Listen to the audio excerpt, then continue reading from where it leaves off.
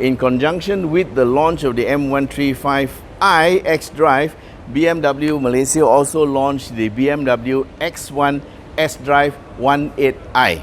Okay, it's quite a mouthful too. Of course, this one also has the new style grille, which is bigger, but on the SUV it looks alright. I'm beginning to accept that the big grille is something that we have to live with, and it doesn't look so bad as people make it out to be. Okay, but anyway, just for your information, this X1 is still running on the older platform. Well, not that it's old, but the X1 is the front-wheel drive version of BMW. And of course, we know why BMW is going into the front-wheel drive market, because the competitors in Germany are all running front-wheel drive. And of course, they have the four-wheel drive version, but this one is just front-wheel drive, and that's why it's called it sDrive. If it had all-wheel drive, then they call it xDrive. So this is S. All right. So anyway, this one has a wheelbase of 2670 mm. So it is just under the C segment. So it's B plus C segment. But in terms of space, you should be able to have the same space as a C segment sedan. Of course, with the extra height that you get. Now, the engine is a 1.5 liter 3-cylinder BMW engine, of course, with a turbocharger, and this gives you 140 PS and 220 Newton meters of torque. Top speed is 201, and it will hit 0 to 100 in 9.6 seconds. Now, elsewhere, fuel consumption is rated at 6.3 liters per 100 kilometers, and the weight of this car is 1.4 tons, 1430 to be exact. Now, looking at the car, it runs, this looks really like an SUV. Of course, it runs very big brakes in the front. There's single port, of course, and again, they are Bridgestone tires. And let's take a quick look at the tire size. Yep, okay, these are 225 55 series 17-inch. Oh, you could have fooled me. These are 17-inch. They look quite big for 17. So anyway, nowadays 17 is like the norm for cars. And of course, this is a SUV. Yeah? You can tell because of the plastic cladding that is around the edges of the fenders all the way through the bottom of the car and through the back. And of course, it also has there's solid discs at the back. Again, the 17-inch tires.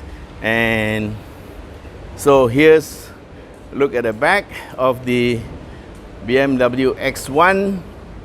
Looks quite nice, and if you can see the relationship between the two of them, that is the 135i, the M135i, and this is the X1 sDrive. Okay, so this like it's a little hatchback on stilts, but the side profile is very similar. In fact, the glass could be the same. It looks like it's the same, but actually it's not. Slightly different, but the shape and silhouette is very similar, except that this one looks higher.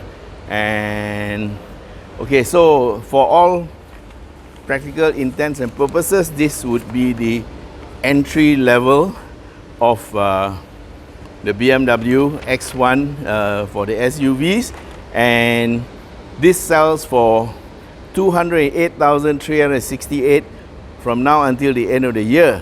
Okay, it features some safety systems, and I was told by my good friend Kevin Lau, it has a few of them, and first of it is it's got lane departure warning, and also front collision warning with brake intervention. It has a parking assistant. That means you can park yourself. Of course, you still have to put into forward gear or reverse gear according to instruction, and also brake according to instruction, but the car will turn the steering for you. It also has a rear view camera, which allows you to look at the back when you're reversing, and also high beam assistant. And here we are. Looking at the interior, this is in black, and well, it looks pretty BMW to me.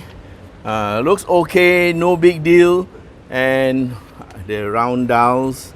And then here is the part at the bottom. Okay, that's your mouse with all the options, very familiar. That's the gear stick for BMW, very familiar. And here you have on the first one at the top is traction control off.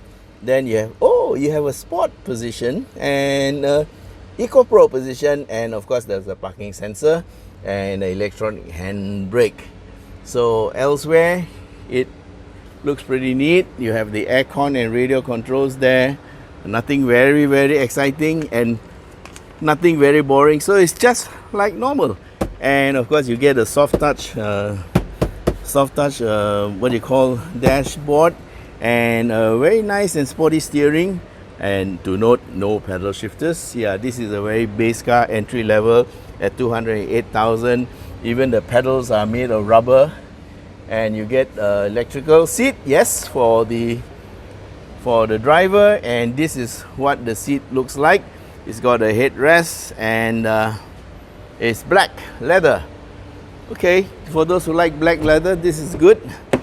Okay, and this is the back. It looks like any other SUV, very simple, and it seats 5 people. And there is a aircon vent at the back and 2 look like USB ports, and looks like there's plenty of room. Okay, should be about the same as the other one because they are built on the same platform, even though one is a newer platform and one is an older platform, but they are about the same size. Maybe the new one is a bit longer, but I can't tell you for sure. Okay, so what they have done with this one is they have given you more boot space at the back. Yeah, this is a SUV, so boot space becomes a very much desired feature, and so they have rearranged the interior to give you more room. And yes, there is no spare tire, but there's a hidden compartment at the bottom, and this will increase. Yeah, this is quite neat. So you can increase the back luggage area by quite a bit by removing that piece. Okay, and yes, there is electrical closing for the boot, and well, we hope to get this car soon for a test drive. But if you have 208,000 ringgit to spare on the SUV, well, this is something you can consider. Alright guys, thanks very much for being with us on our quick walk around. And if you want to see more content on YSCON driving, please go to our channel and key in whatever model you have. The chances are we have already got a video on that. And for those cars that we don't have a video, we'll try to get them on as quickly as we can. Thank you for watching, and bye bye.